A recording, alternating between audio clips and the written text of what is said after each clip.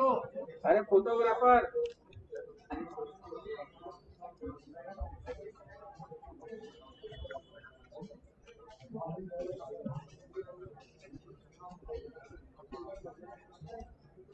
आली आली दीदी पाठवून द्या ना.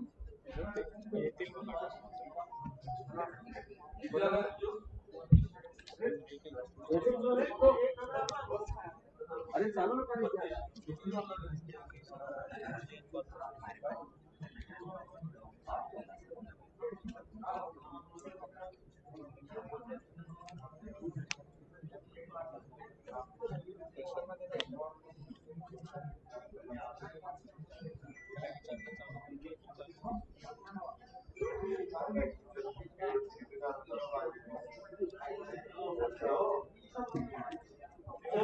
दादा सर अरे चालत नाही.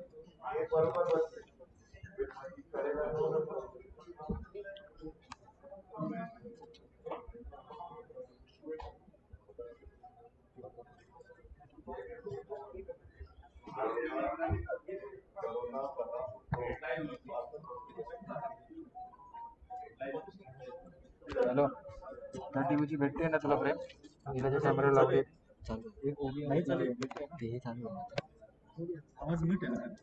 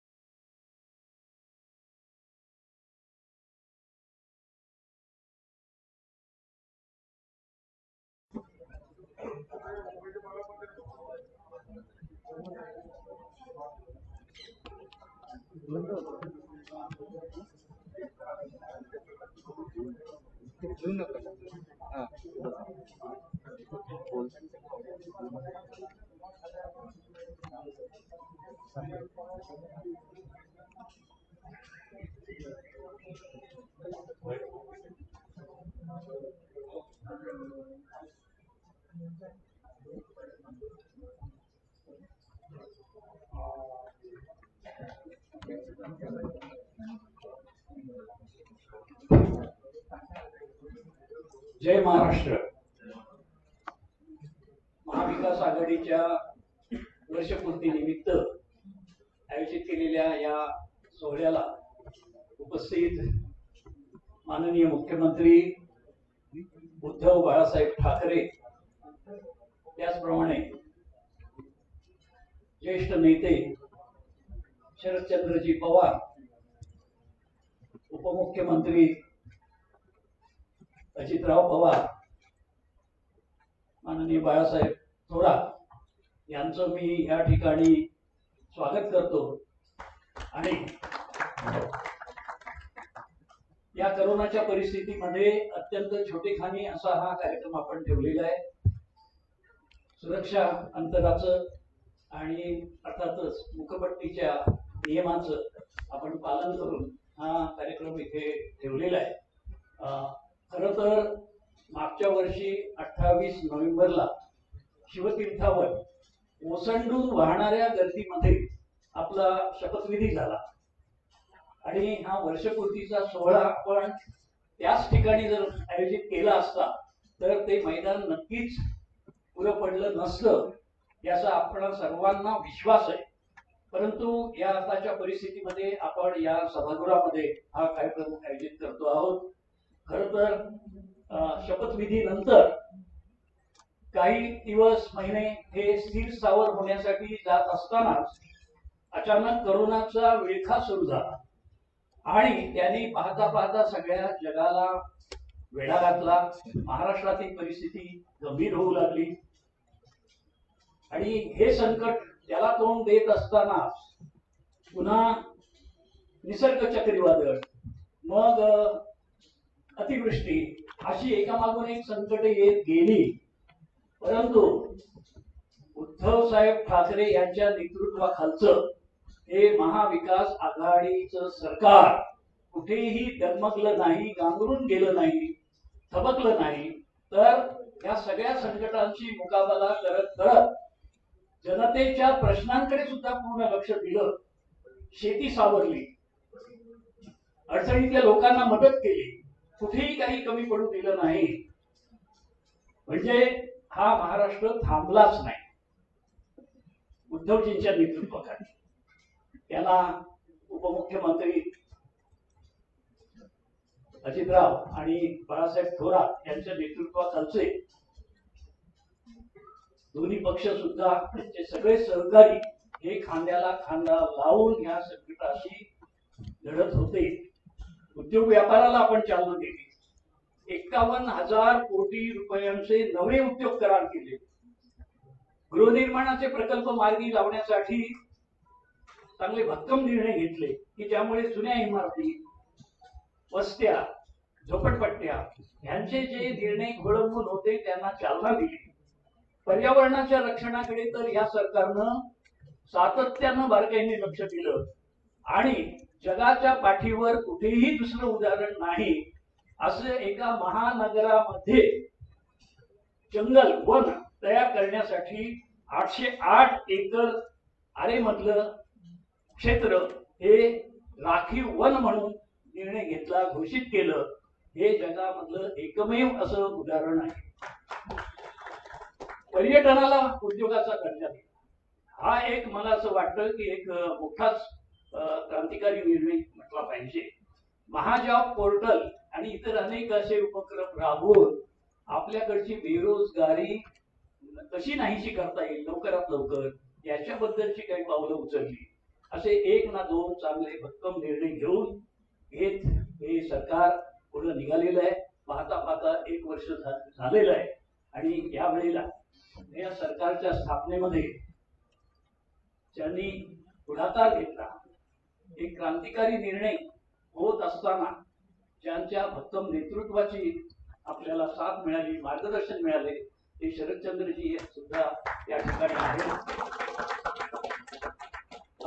आपण आता अधिक वेळ न घेता आजच्या कार्यक्रमाला थेट सुरुवात करतो. मी माननीय महसूल मंत्री आणि काँग्रेस पक्षाचे नेते माननीय बाळासाहेब थोरात यांना त्यांचं मनोगत व्यक्त करण्याची विनंती करतो.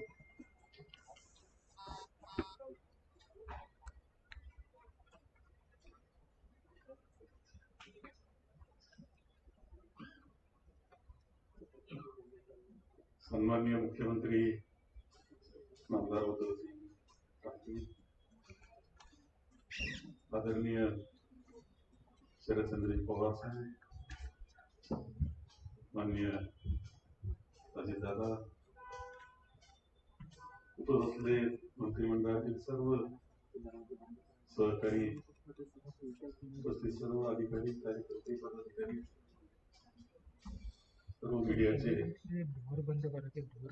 लोकांनी, सर्व बंधूंनी, महाविकास आघाडीचे 1 वर्षाच्या पूर्तीचा एक सोहळा येथे संपन्न होतो आहे आणि 28 तारखेला सर्वांना काय आठवण आली असेल, सर्वांना खऱ्या शिवाजी पार्कवर झालेला जनसमुदाय एक ऐतिहासिक असा क्षण तो महाराष्ट्रातल्या राजकीय जीवनातला, सामाजिक जीवनातला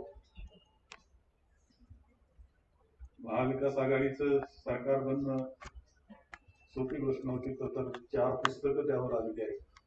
3 पुस्तकं आले, 4थं काढावं.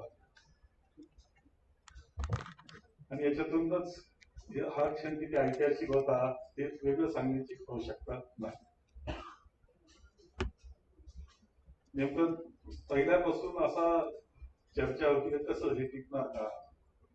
मित्र तर कायमच सांगत असायचे की नाही आता किती दिवस असं म्हणायचे आणि स्वतःचे मनोबल वाढवण्याचा प्रयत्न करायचे.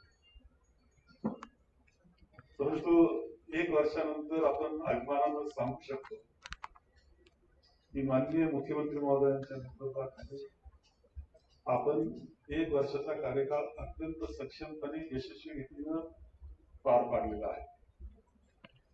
संकटांची मालिका आपल्यावर मोठ्या प्रमाणावर आल्या.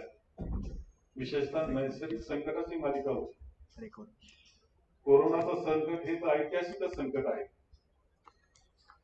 मानवाच्या इतिहासातलं ऐतिहासिक संकट आहे. अशा याला मुंबई आणि महाराष्ट्रामध्ये त्याचं प्रमाण वाढलेलं असताना आपण ज्या पद्धतीनं त्याला तोंड दिलं, आपल्या प्रशासकीय यंत्रणेनं, आपण माननीय मुख्यमंत्र्यांनी स्वतः त्याचं नेतृत्व केलं. प्रशासकीय यंत्रणेने आपण प्रत्येक ठिकाणी काम केलं. लाखो लोकांना रोजचं जेवणाची व्यवस्था आपण करत होतो. आरोग्याची तपासणी आणि त्यांना उपचार याबाबतीत कुठेही कमी पडत नव्हतो. संकट संपलं नसलं तरी आज नक्की नोंद होईल की आपण अत्यंत चांगल्या रीतीनं त्या संकटाला सामोरं गेलेलो आहोत.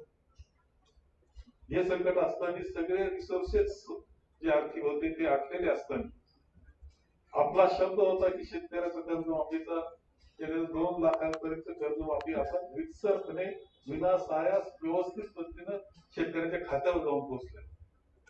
हे सोपं नव्हतं, पोहोचवलं आपण. काही राहिलं असेल बाकी, त्याला कारण आहेत आर्थिक तणावाची, परंतु एक बेसिक काम आपण केलं हे कोणालाही नाकारता येणार नाही. दुधासारखे प्रश्न होते की ज्यावेळेस लॉकडाऊन झाल्यानंतर एवढं लाखो लिटर दूध करायचं काय त्या दुधाचं, तो दूध शेतकरी अडचणीत येणार अशी परिस्थिती. शासनाने निर्णय घेतला 10 लाख लिटर रोजचं तिथं खरेदी करण्याचं आणि पावडर बनवण्याचा. हा एक वैशिष्ट्यपूर्ण निर्णय की ज्यामुळे आंदोलन जरी करण्याचा काही प्रयत्न झाला तरी तो त्याला पाठिंबा मिळाला नाही, कारण सरकारनं त्यामध्ये भूमिका घेतलेली आपल्या सगळ्यांना. अतिवृष्टीचं संकट असेल,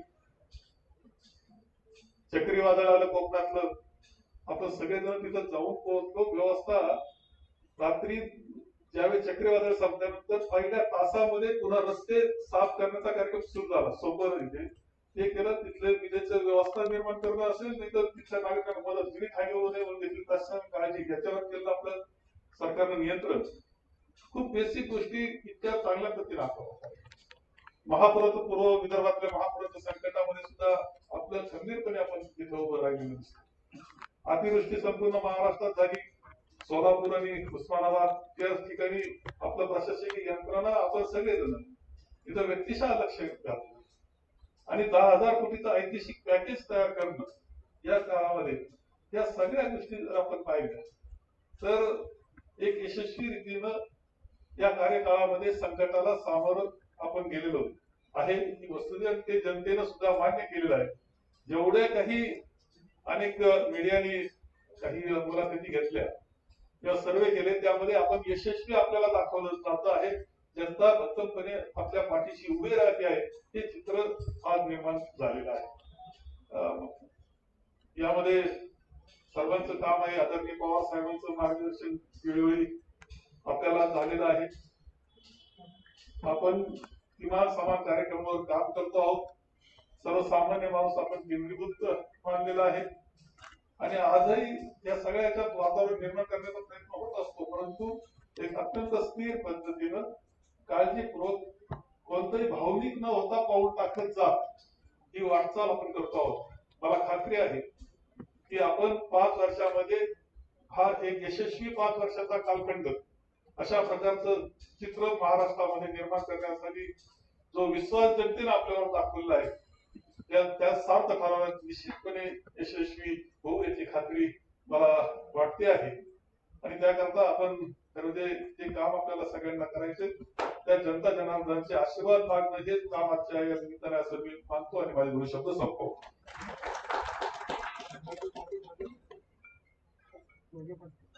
मी माननीय अजितदादांना विनंती करतो या निमित्ताने त्यांनी आपल्याशी संवाद साधावा.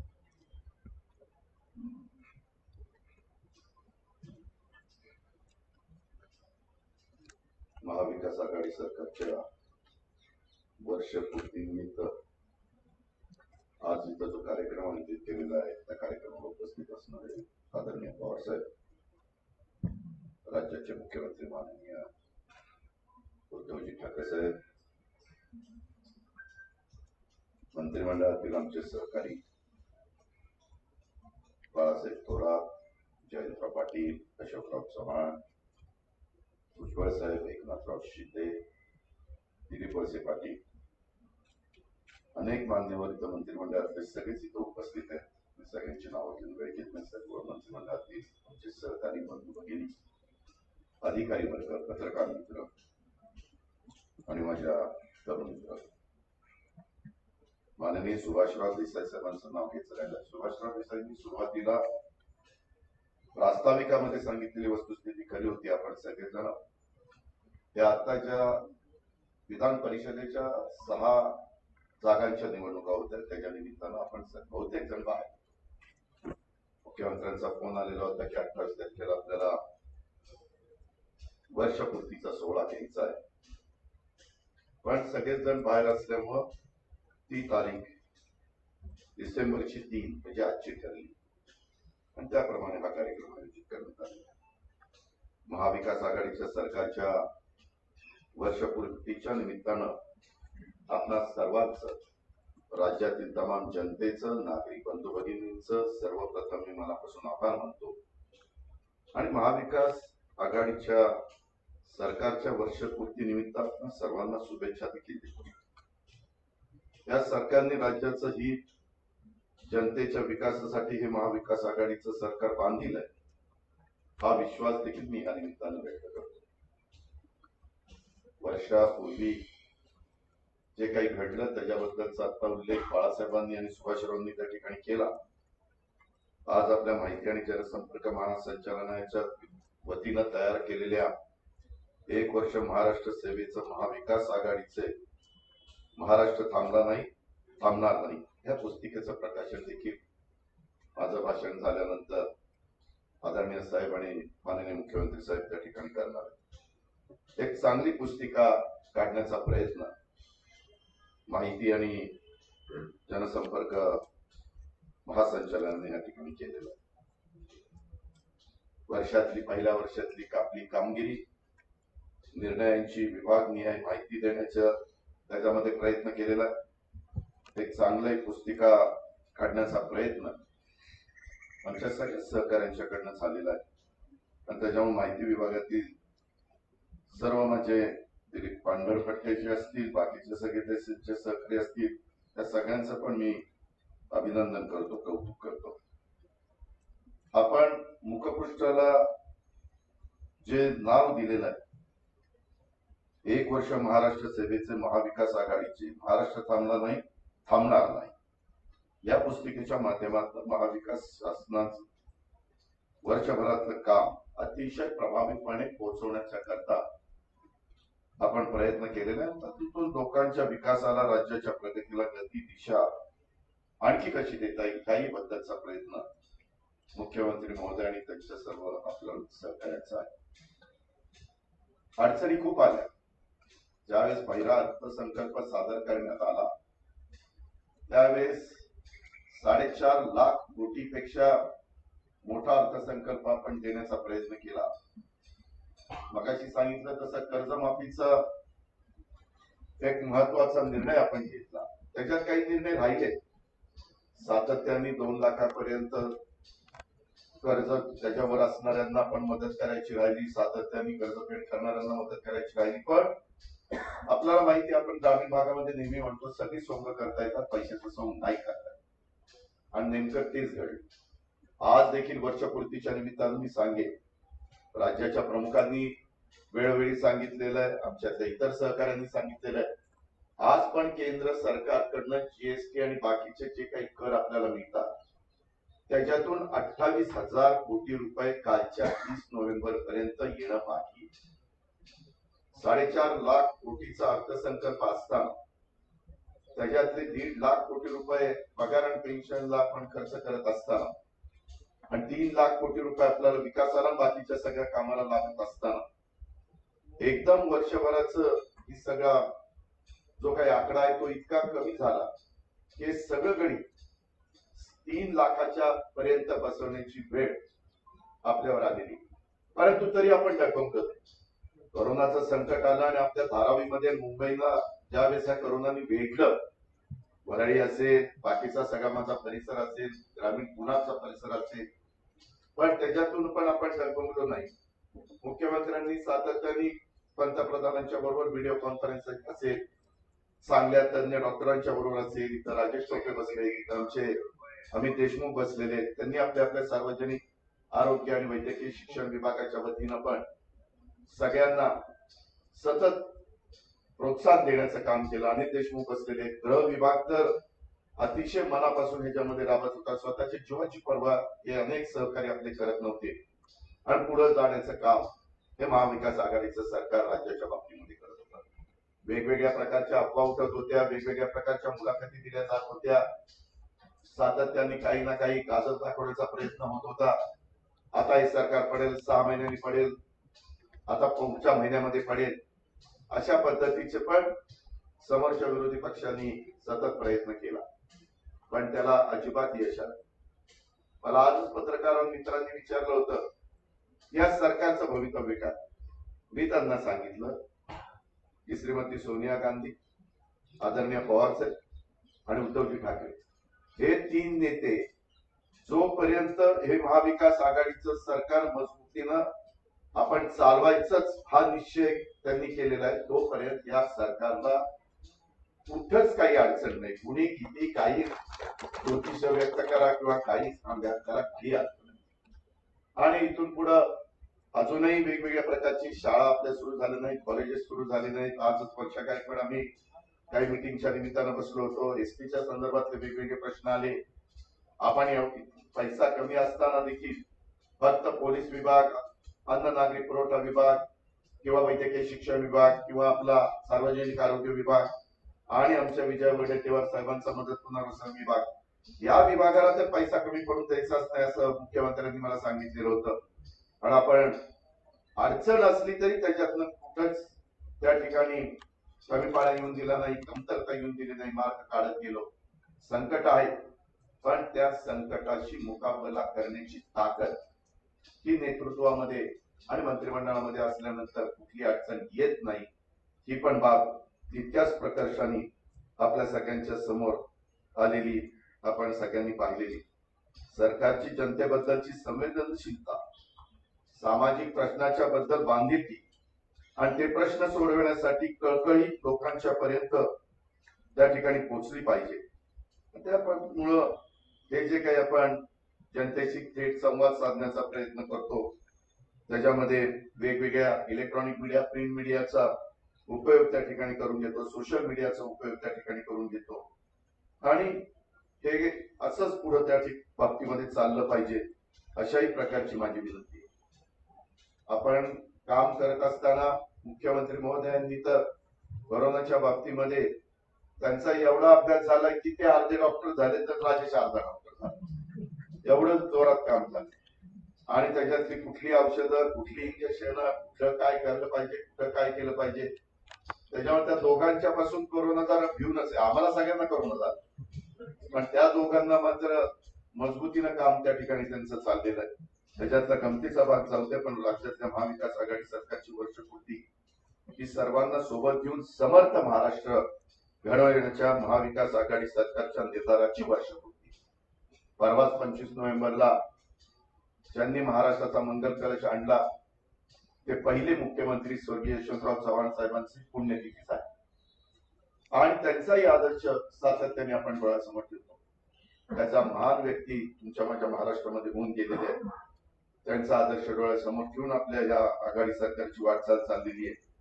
महाविकास आघाडी सरकार हे वेगवेगळी विचारधारा असलेले राजकीय पक्षांचं सरकार असलं तरी महाराष्ट्राचं हित व समान विकास कार्यक्रम हा आपल्या सर्व जे काही मित्र पक्ष आहेत आणि आपले प्रमुख 3 पक्ष आहेत त्यांचा समान विकास कार्यक्रमाचा समान धागा आहे.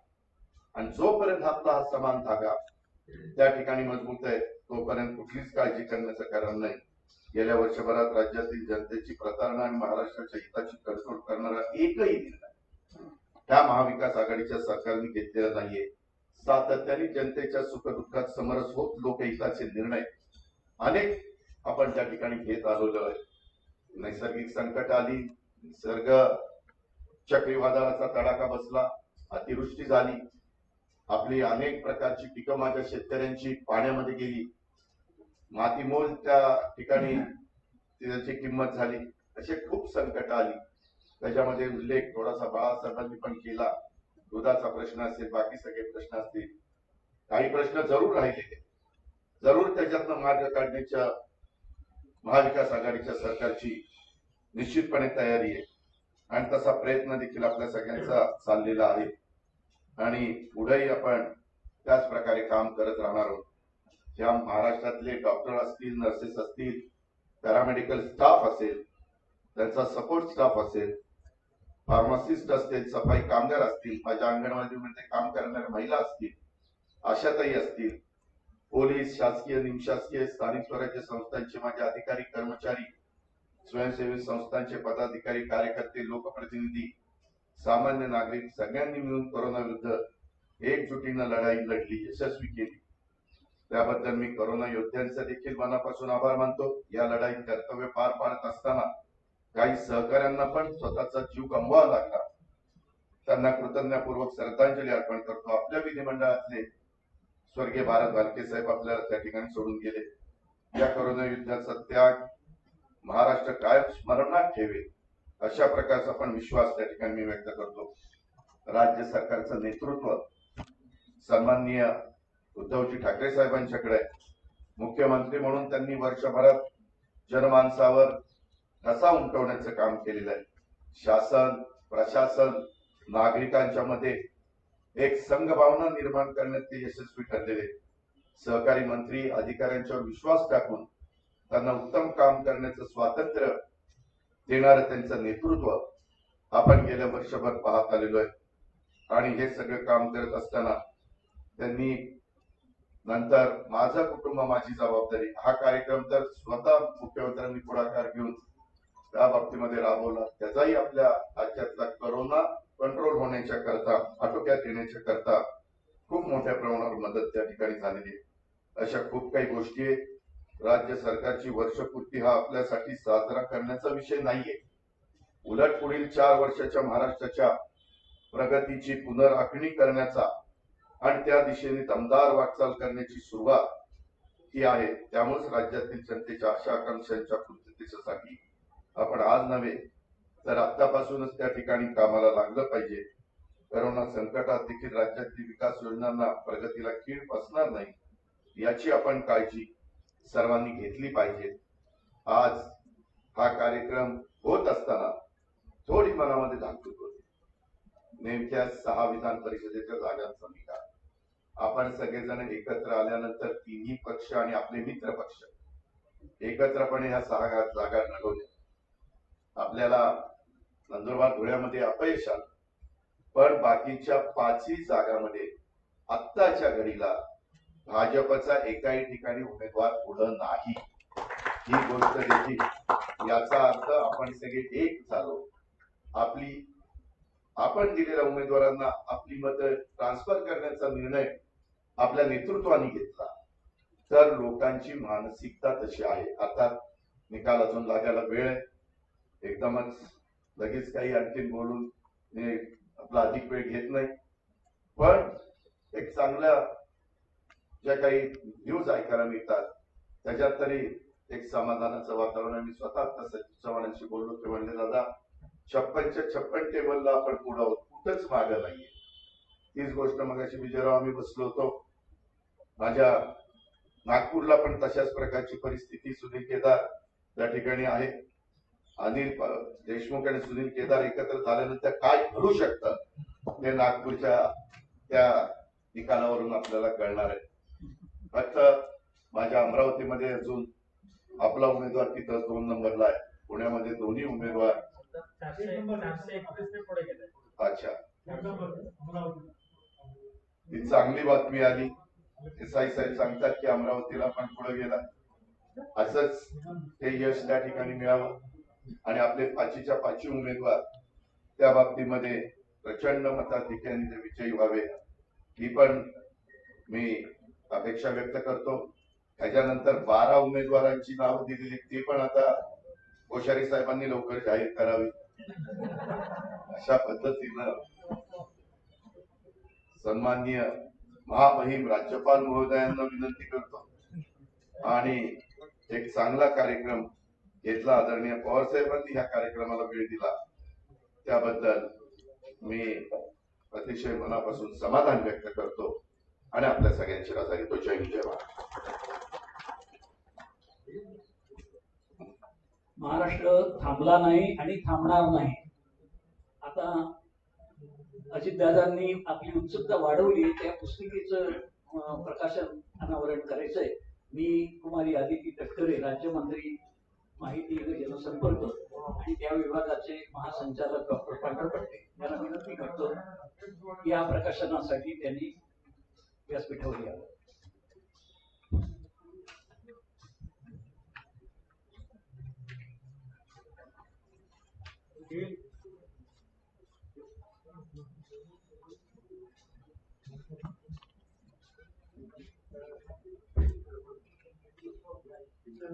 ते खाली बसा रे थोडे.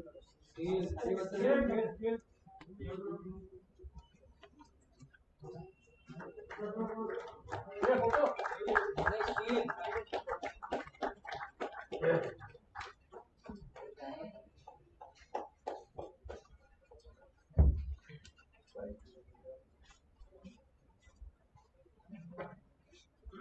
वर्षभर झाली ती दमदार वाटचाल आणि इथून पुढे होणार आहे ती घोड दौड. आणि या घोड दौडीसाठी आता मार्गदर्शन कोणी करा. खरं असं आहे की यावेळेला राजशिष्टाचार थोडं माननीय मुख्यमंत्री असं बोलले, आपण नंतर बोला.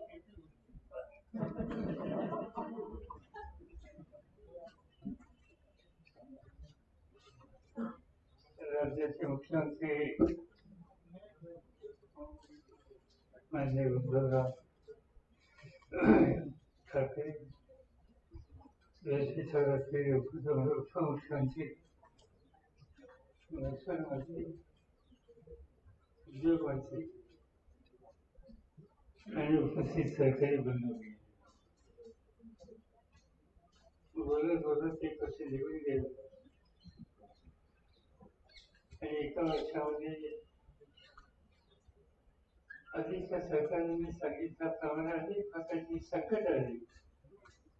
त्या संकटावर मात करून जगन्नाथाचा रथ मिळवण्याच्या संबंधीची कामगिरी आपण सगळ्यांनी एका विचारानं सामुदायिक प्रयत्नाने केली.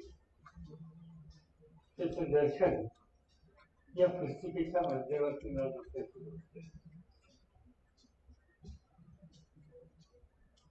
खरं म्हणजे तर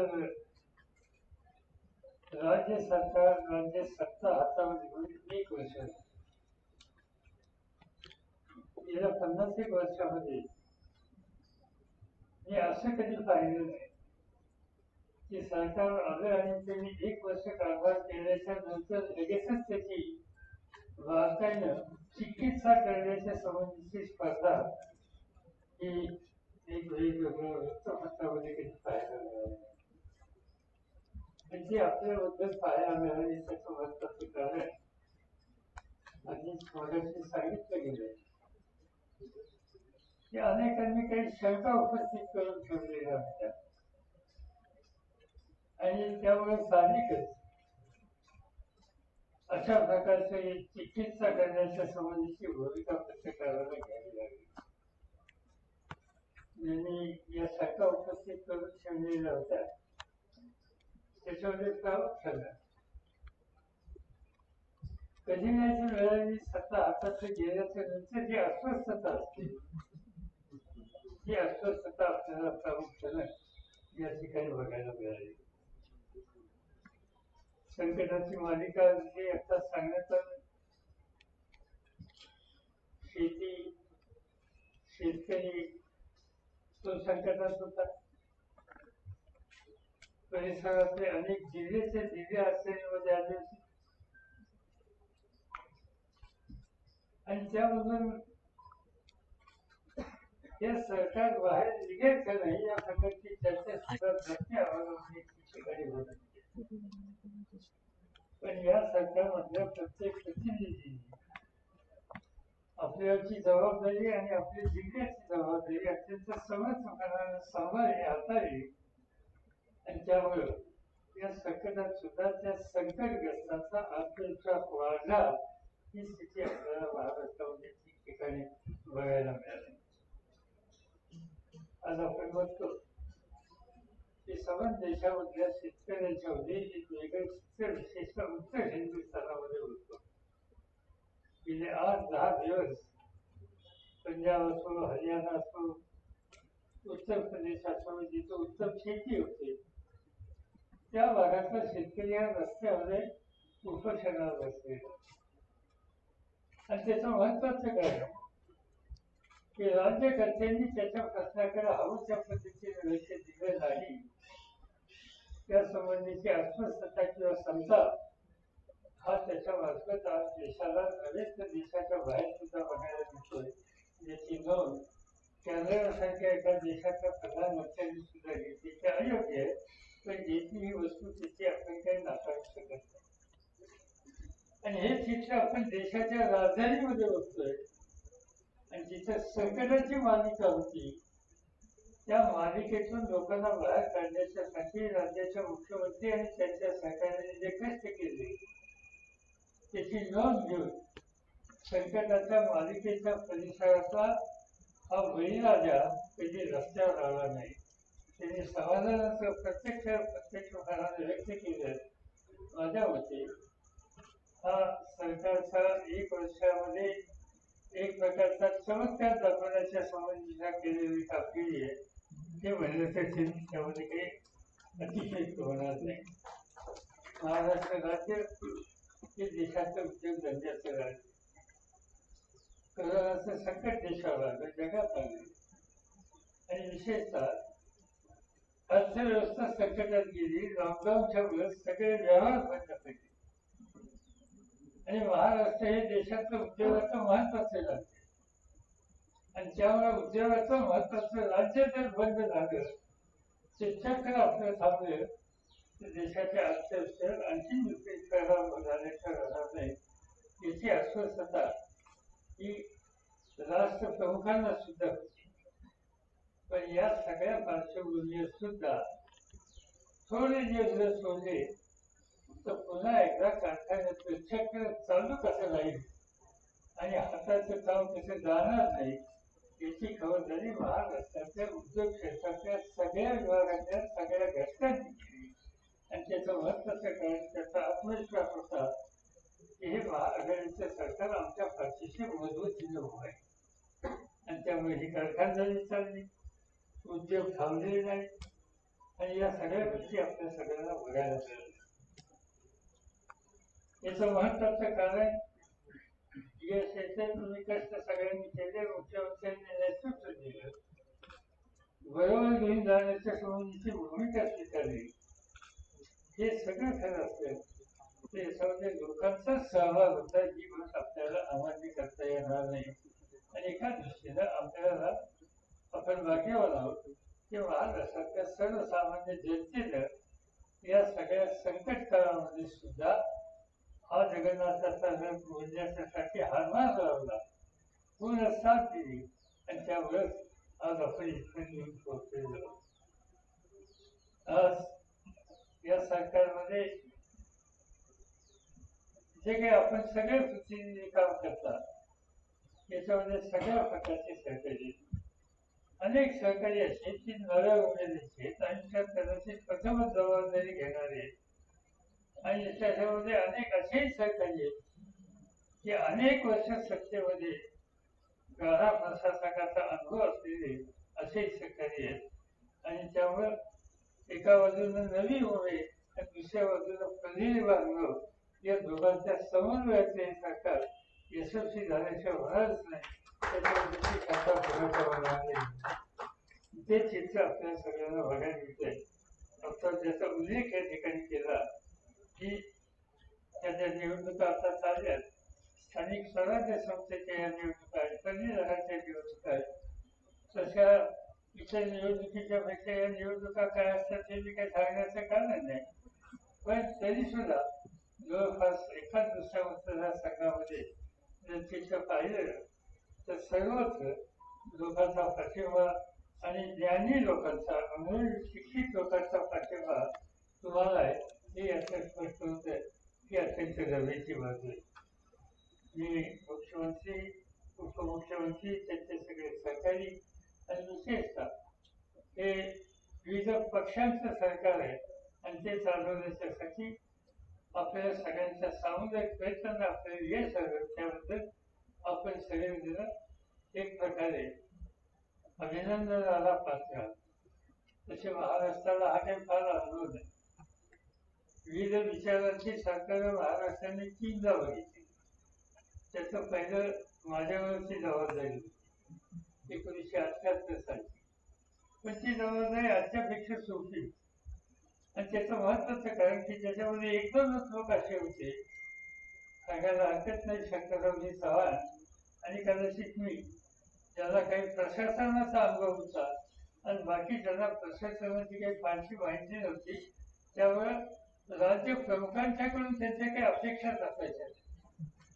ते अत्यंत संतुष्ट असायचे आपण आहोत महत्वाच्या जागेवर, आणि त्यामुळे ते राज्य चालवणं इतकं कठीण नव्हतं. पण नंतरच्या काळामध्ये सुद्धा आणखीन एक सरकार येऊन गेलं, पण त्या सरकारच्या पाठीवर बाळासाहेब ठाकरेंच्या साठी एक मजबूत असं एक मार्गदर्शक भक्कमपणानं उभा राहणारं, साथ देणारं त्या ठिकाणी होतं. आणि त्यामुळे तेही सरकार जे चालू शकलं त्याच्यामध्ये कुठल्या प्रकारची अडचण आली नाही.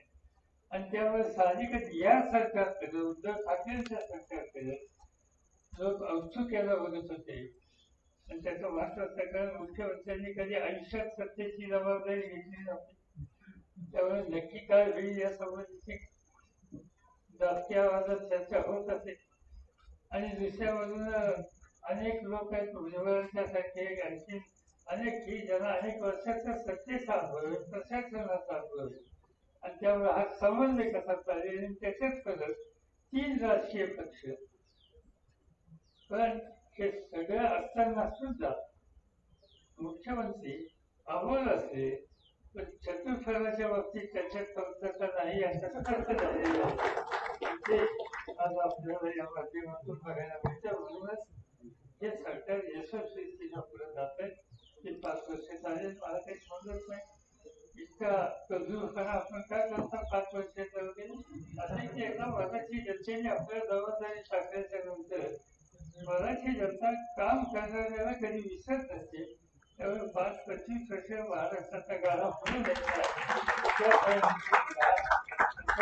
अपेक्षा या ठिकाणी व्यक्त करतो, शुभेच्छा देतो, अभिनंदन करतो आणि माझे 2 शब्द सांगतो.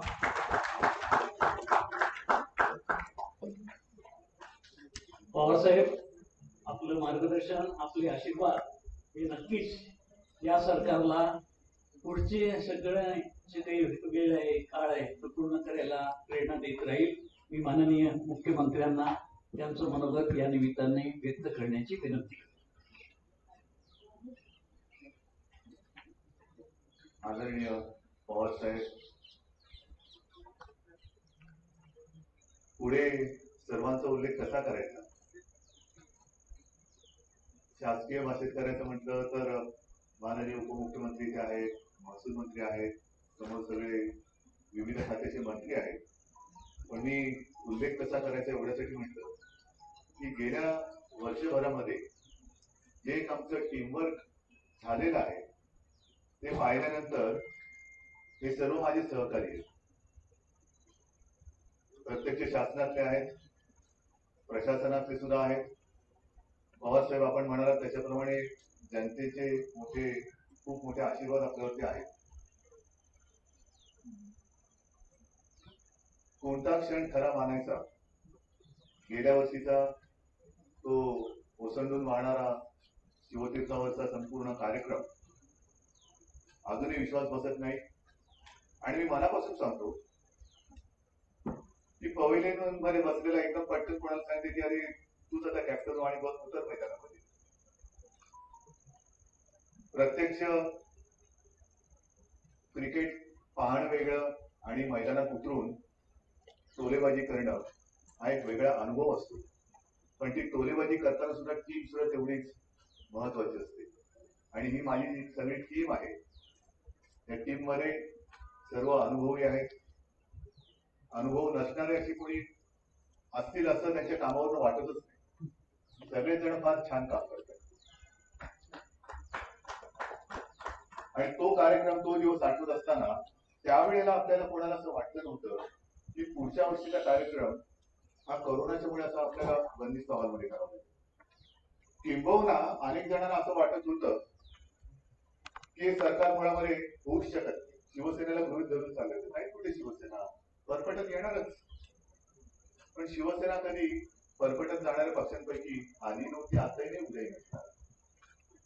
एका गोष्टीचा मला एक आश्चर्य म्हणा, आनंद आहे, समाधान आहे की कसं पाहिलं तर आपले तिन्ही पक्ष आणि साहजिकच आहे आपले सहकारी जे अपक्ष म्हणून निवडून आले, यड्रावकर जास्त आलेले आहेत, आणखीन बच्चू कडू आहेत, हे तसे वेगवेगळे विचारायचे.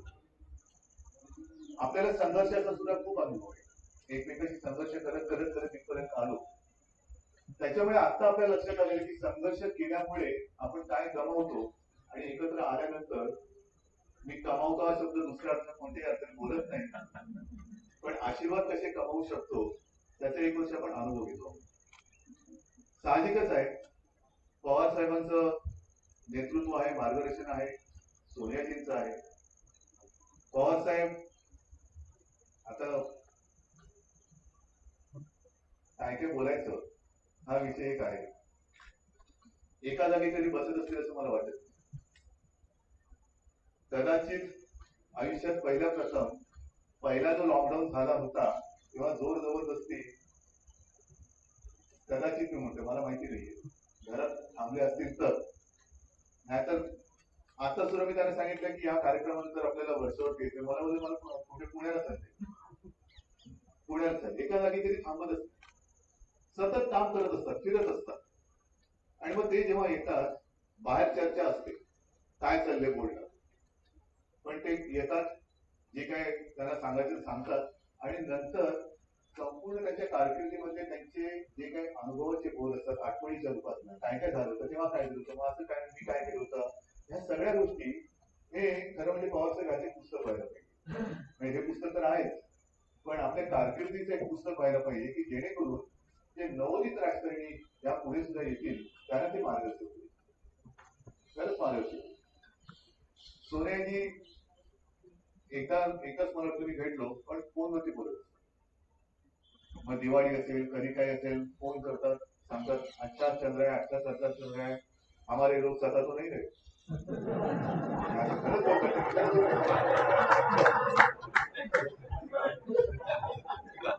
तुमची बाजू आपण बिलकुल नाही. राष्ट्रवादीपेक्षा चांगले सहकार्य करतात.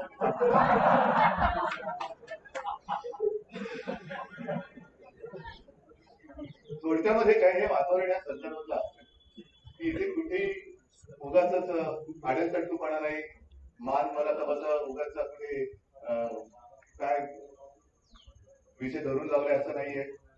खूप चांगल्या पद्धतीने सरकार चाललेलं आहे. मला आठवतंय मी शपथ घेतल्यानंतर मला सांगण्यात आलं की आता पहिली कॅबिनेट आहे.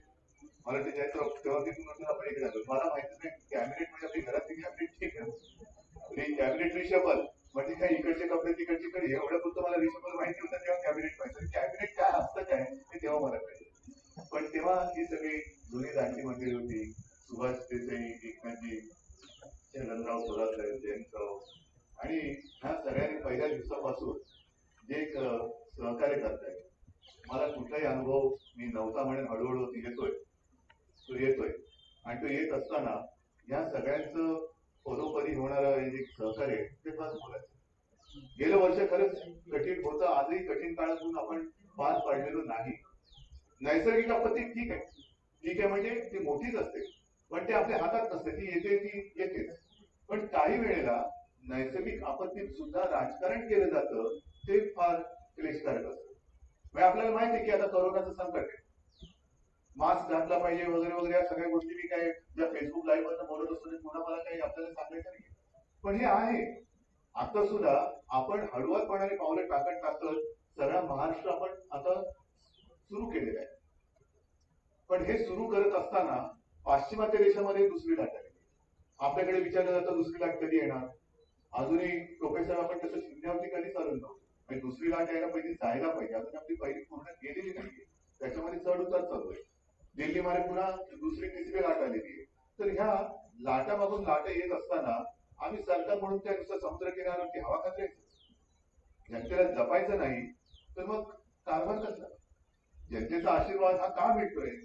कारण जनतेला माहितीये की हे सरकार केवळ राजकारण करण्यासाठी एकत्र आलेलं नाही. सुरुवातीला जी आपल्याची टीका झाली होती की 3 चाकाचं सरकार, पण त्यांच्या लक्षात आलंच नाही 4थं चाक जे आहे ते आपल्या जनतेच्या विश्वासच आहे. जनतेच्या विश्वासच आहे आणि ते जर सरकार नसतं तर हे गाडं ज्याचा उल्लेख मला वाटतं दादा आपण केलं तर कोणी केलं, जगन्नाथाचा रथ, पवार साहेबांनीच केला. जगन्नाथाचा रथ हा रथ तो सुद्धा आपण बघतो जगन्नाथाचा रथ कसा नेतात, प्रचंड गर्दी. पण ही ताकद जनतेची आशीर्वादाच्या रूपाने आपल्या पाठी उभी राहिली आणि ती राहिली नसती तर विरोधकाची गरजच नसती. जनतेच्या विरोधामुळेच आपण हे सरकार चालू शकतो.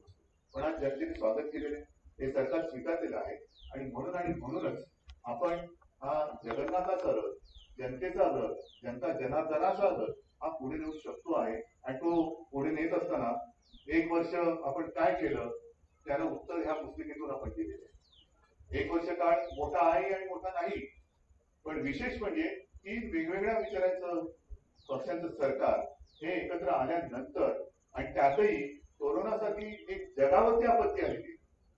कुठलेही सरकार यातून सुटलेलं नाही, कोणताही देश तसा सुटला असं मला वाटत नाही. सगळ्यांची अर्थव्यवस्था डळमळलेली आहे. पण त्या परिस्थितीमध्ये आपण कोरोनामध्ये कुठलाही रुग्ण म्हणा, रुग्णसंख्या म्हणा, कुठेही आपण लपंडावाचा खेळ केलेला नाही. जे आहे ते स्वच्छ पारदर्शकपणे, हा शब्द माझा नाही पण पारदर्शकपणे आपण जनतेच्या समोर ठेवलेला आहे. काही लपवालपी केलेली नाही. मी रुग्णसंख्या लपवलंय, मृत्यूचा आकडा लपवलाय, काही नाही. कारण आपल्याला या संकटातून बाहेर पडायचं. अनेक ठिकाणी असं म्हटलं जातं की त्यांच्यापेक्षा तुमच्याकडे रुग्णसंख्या जास्त कशी, कारण आम्ही जे खरं आहे ते दाखवतो. आणि तेव्हाचे आकडे जसे खरे होते तसे आजचे आकडे सुद्धा हे खरेच आहे. आपल्या सर्वांच्या सहकार्याने खास करून जनतेला द्यावे तेवढे धन्यवाद दिले. जे आपण सरकार म्हणून सांगतो आहे ते जनता ऐकते आहे आणि ते जनता ऐकते आहे म्हणून आपण या संकटावरती मात मी म्हणेन अजून केली जरी नसली तरी लवकरात लवकर ती मात केल्याशिवाय राहणार नाही हा आत्मविश्वास आहे. सर्व मंत्री महोदय, माझ्यावरती टीका होते मी घराबाहेर पडत नाही, पण हे सगळे घराघरात जात आहेत, सगळीकडे फिरत आहेत, त्याच्यामुळे मी निश्चिंत आहे. माझा सगळ्यांवरती विश्वास आहे. मला कोणाची फोन टॅपिंग बिपिंग करण्याची माझी देशमुख साहेब बसलेले गृह खातं तुमच्याकडे, कारण सहकारी म्हणायचं त्याच्याच फोन टॅपिंग करते, आपले धंदे नाही. माझ्या सगळ्यांवरती विश्वास, अंधविश्वास आहे आणि त्या विश्वासाने आपण काम करतोय. या पुस्तकाच्या कव्हर बद्दल आपण बोललो, महाराष्ट्र थांबला नाही, थांबणार नाही. तसंच महाराष्ट्र कधी घाबरला नाही, कधी घाबरणार सुद्धा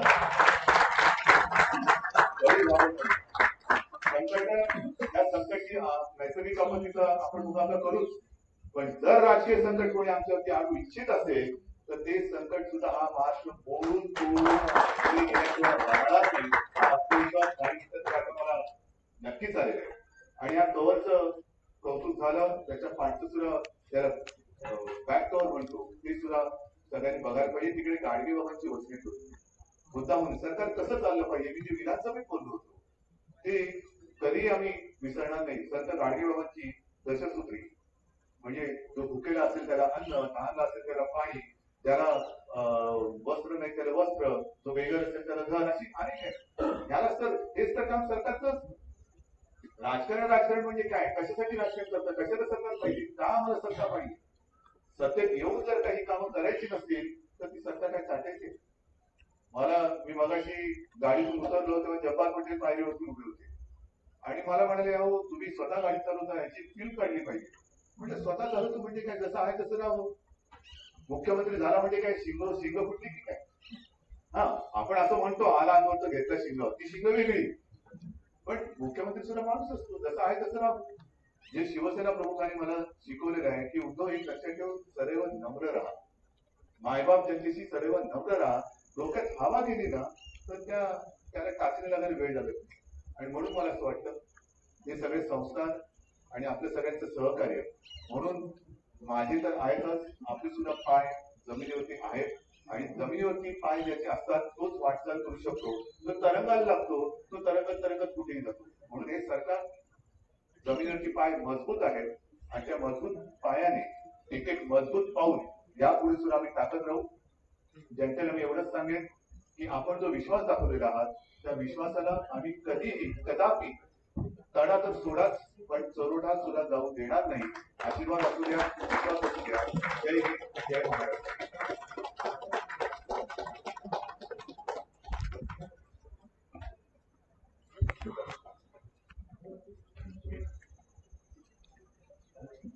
महाराष्ट्र थांबला नाही, थांबणार नाही, हा विश्वास माननीय मुख्यमंत्र्यांनी आपण सर्वांना दिला आहे आणि पवार साहेबांनी त्यांचे भक्कम आशीर्वाद या सरकारच्या मागे यापूर्वीच उभे केले आणि पुढे तसेच कायम राहतील हाही विश्वास दिला आहे.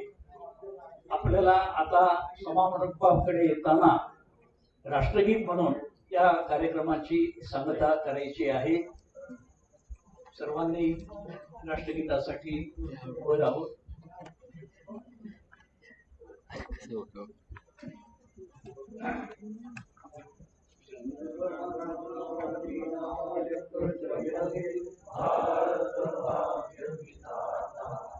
पंजाब सिंध गुजरात मराठा द्राविड उत्तर वंग, विंध्य हिमाचल यमुना गंगा उच्चल जलधि तरंग. तव शुभ नामे गावे, तव शुभ आशीष मागे.